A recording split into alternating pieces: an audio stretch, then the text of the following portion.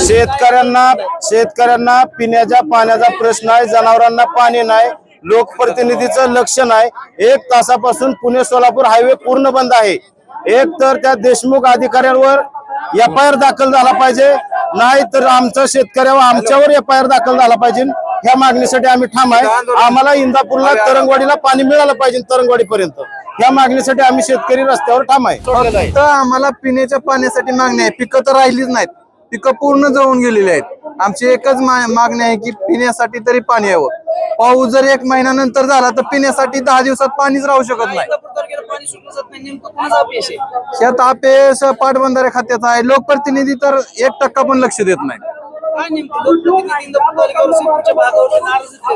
काय नाराजी आहे काय माहित नाही, फक्त ते म्हणतात गाव आमचीच आहेत आणि निवडणूक आल्या की जातीवाद करून निवडणुका जिंकतात।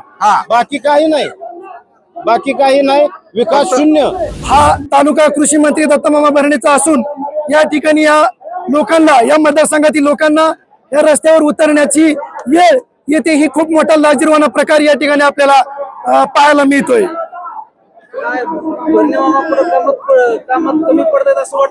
भरणे मामा या ठिकाणी आपल्या इंदापूर वगळता सर्व तालुक्याला या ठिकाणी पाण्याचा भरपूर असा उपलब्ध साठा मिळत आहे आणि फक्त इंदापूरला डावललं जात आहे। ही मोठी खंत या ठिकाणी शेतकऱ्याच्या माध्यमातून या ठिकाणी व्यक्त करतोय।